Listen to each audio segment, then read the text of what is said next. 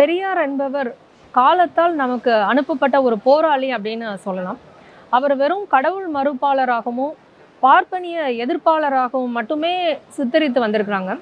ஆனா, அவரு சொன்ன கருத்துக்கள் இன்றளவும் ரெலவென்ட்டா இருக்கு அப்படின்றது தான் உண்மை. முதல்ல அவர் மனிதத்தை ரொம்ப நேசிச்சிருக்காரு அப்படின்னு புரியுது.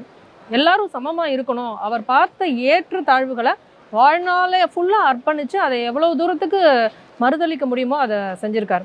அவரோட வாழ்நாள்லயே அந்த ஏற்றத்தாழ்வுகள்லாம் மறைஞ்சு சாதிய கட்டுமானங்கள்லாம் உடைஞ்சிச்சு அப்படின்னு சொல்ல முடியாது. இன்னைக்கு நிறைய பேர் கேட்குறாங்க, இப்பவும் சாதி இருக்கே, பெரியார் என்ன சாதிச்சாரு அப்படின்னு நிறைய பேர் கேட்குறாங்க. அவர் என்ன சாதிச்சாருன்னா, அவர் விதைத்த கருத்துக்கள், அவர் ஊட்டிய அந்த சிந்தனை தான் இன்னும் முளைச்சிக்கிட்டே இருக்கு.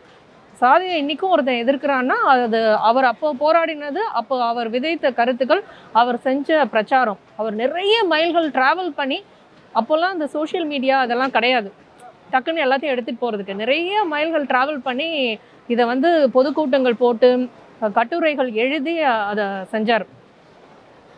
இப்போ அவர் பேசிக்காக எதிர்த்தது அந்த ஏற்றத்தாழ்வுகள், ஒடுக்கப்பட்டவர்களுடைய விடுதலையை விரும்பினார். அதுக்கு தடையாக சாதி வந்தது. சரி, சாதியை எதிர்த்தாரு, எங்கள் மதமே இப்படி தான் சொல்லியிருக்கு அப்படின்னு சொல்லிட்டாங்க. அதனால வேற வழி இல்லாமல் மதத்தை எதிர்த்தார். மதத்தை எதிர்க்கும் போது ஏன் இந்த மதம் சாதியெல்லாம் இருக்கணும் அப்படின்னு கேட்டோம்னா, எங்கள் கடவுள் இதை தான் சொல்லியிருக்காங்க அப்படின்னு.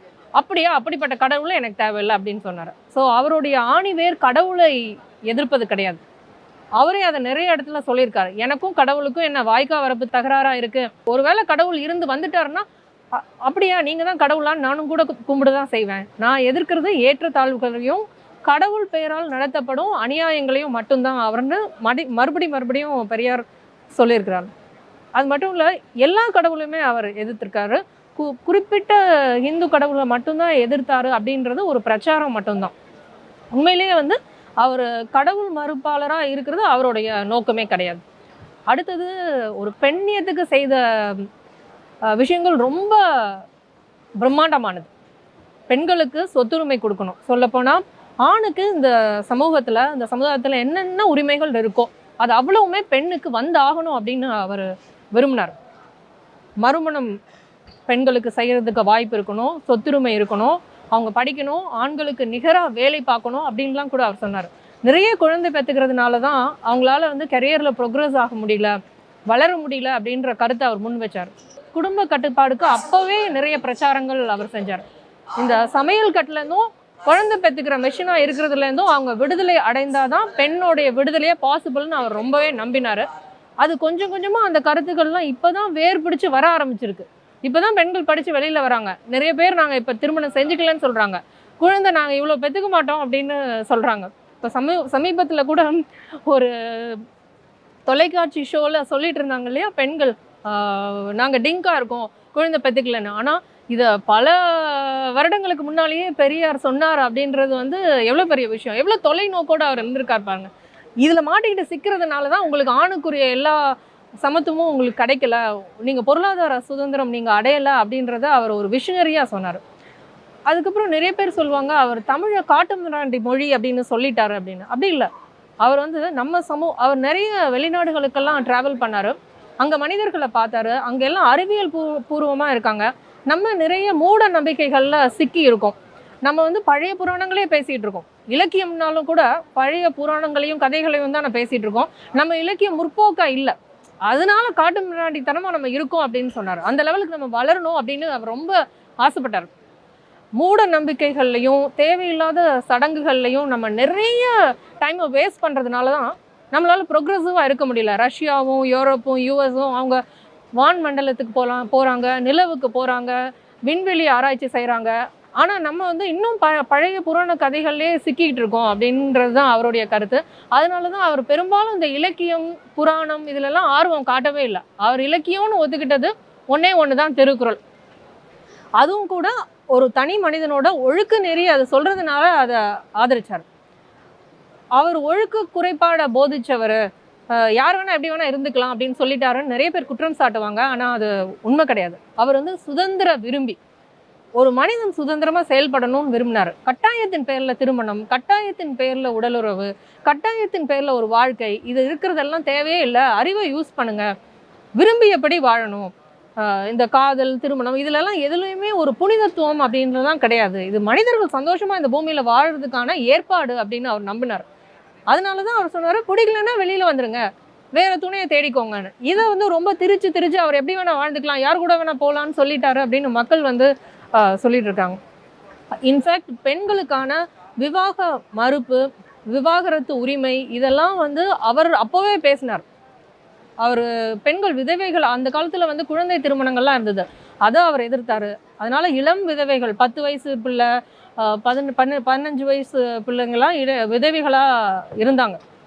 அவங்களெல்லாம் பார்த்து அவர் ரொம்ப வருத்தப்பட்டார். அவங்க சொன்னார், இப்படியெல்லாம் இருக்கிறதுக்கு வந்து இவங்களுக்கு ஒரு திருமணம் செய்து உங்கள் சாதியை பரப்பணும், மதத்தை பரப்பணும், உங்கள் ஆட்கள் எண்ணிக்கையில் அதிகம் இருக்கணும்லாம் சொல்கிறீங்க. இந்த பிள்ளைங்களுக்கெல்லாம் திருமணம் செய்து வச்சா அவங்க 2 குழந்தைங்களை பெற்றுப்பாங்க, அது அப்படியாவது மறுமணம் வரட்டும் அப்படின்னு அவர் ரொம்ப ஆதரித்தார். இது பெண்ணியம் சம்பந்தமான அவருடைய கருத்துக்கள் வந்து அவருடைய வாழ்நாள் காலத்திலேயே நிறையவே வந்து நிறைய கருத்துக்கள் வந்து சட்டமாக உருமாறி பிரகாசித்து அதுலேயே அவருடைய வாழ்நாள்லேயே அது ஒரு சட்டமாக உருமாறி வந்தது. அதை அவராலேயே பார்க்க முடிஞ்சது. அவர் வந்து அரசியல் களத்தில் இந்த ஓட் பாலிடிக்ஸ்க்கு அவர் போகவே இல்லை. அதுக்கு அவர் சொன்ன காரணம் என்ன தெரியுமா? இப்போ நான் மக்கள்கிட்ட எதையோ வேணும் அப்படின்னு தேடி போக ஆரம்பிச்சிட்டேன்னா நான் அவங்க சொல்கிறதுக்கு உடன்பட வேண்டியிருக்கும். அவங்க ஏதாவது ஒன்று பிற்போக்காக சொல்லுவாங்க, முட்டாள்தனமாக சொல்லுவாங்க. அவங்கள்ட்ட தானே ஓட்டு வேணும், அதுக்காக நான் எஸ் சொல்ல வேண்டியிருக்கும். அது என்னோட நோக்கமே கிடையாது. அதனால இந்த ஓட் பேங்க் பாலிடிக்ஸ்குள்ளே நான் போகவே மாட்டேன். நான் வந்து மக்களை அறிவை யூஸ் பண்ணுறதுக்கு தூண்டுகோலாக நான் இருப்பேன். நான் என்னோட கருத்துக்களை சொல்லுவேன். அதையும் கூட நீங்கள் ஏற்கணும்னா ஏற்றுக்கோங்க. உங்கள் அறிவை யூஸ் பண்ணி அது கரெக்டாக இருக்கான்னு சிந்திங்க, அதுதான் முக்கியம். உங்கள் கருத்துக்களை இவ்வளோ நாள் நீங்கள் புறையோட்டி போயிருக்கிற இந்த ஒட்டடை மாதிரி இருக்கிற இந்த மூட நம்பிக்கைகளையும் புராணங்களையும் நான் ஏற்றுக்க முடியாது. அதுக்காகவே அவர் ஓட் பேங்க் பாலிடிக்ஸ்குள்ளே போகவே இல்லை. ஒரு சாதாரண மனிதன் இந்த உலகத்தில் பெண்ணாக இருந்தாலும் சரி, ஆணாக இருந்தாலும் சரி, ஒரு நிறைவான சந்தோஷமான ஒரு சுதந்திரமான வாழ்க்கையை வாழறதுக்கு, சுயமரியாதையோடு வாழறதுக்கு என்னென்ன கருத்துக்கள் வேணும், எதை தான் ஃபாலோ பண்ணணும், அதை மட்டும்தான் பெரியார் வந்து வலியுறுத்தினார். அதையும் அறிவை யூஸ் பண்ணி சிந்தி அப்படின்னு சொன்னார். அறிவியலை பெரும்பாலும் அவர் ஆதரித்தார். அறிவியல் கருத்துக்கள் இங்கே வரணும், வெளிநாடு மாதிரி நம்மளும் முன்னேறி போகணும் அப்படின்றது அவருடைய ஒரு இதுவாக இருந்தது. இன்ஃபேக்ட் நம்மளுடைய கான்ஸ்டியூஷன் அம்பேத்கர் சார் கொண்டு வந்தால் நம்மளுடைய கான்ஸ்டியூஷனும் பெரியார் சொன்ன நிறைய கருத்துக்களோட ஒத்துப்போச்சு. ஏன்னா சயின்டிஃபிக் டெம்பர் இருக்கணும் அப்படின்னு நம்ம கான்ஸ்டியூஷன் சொல்லுது, ஈக்குவாலிட்டி கான்ஸ்டியூஷன் சொல்லுது, ஒடுக்கப்பட்டவர்களுக்கு உரிமைகளை கொடுக்கணும்னு கான்ஸ்டியூஷன் சொல்கிறது, பெண்களுக்கு சம உரிமை குறிக்கணும்னு சொல்லுது. இது அத்தனையுமே பெரியாருடைய விஷன். அவர் காலத்துக்கு முன்னாலேயே கூவின சேவல். அவர் கனவு கண்ட நிறைய விஷயங்கள், அதாவது ஒரு 60% வேணால் நம்ம இப்போ வந்திருக்கு அப்படின்னு சொல்லலாம். இன்னும் போக வேண்டிய மைல் தூரம் இன்னும் அதிகம். ஏன்னா அவர் கனவு கண்ட நிறைய விஷயங்கள் இன்னும் வரல, இன்னும் வந்து சிந்தனைக்குள்ளேயே வரல. அதெல்லாம் கரெக்டுன்னு ஒத்துக்கிற மக்களே இன்னும் அந்த உருமாறவே இல்லை. இன்னும் அந்த புறையோடு போயிருக்கிற பழமைவாதம் இன்னும் இருக்குது. பெரியார் இந்த காலத்துக்கும் தேவையானவர்.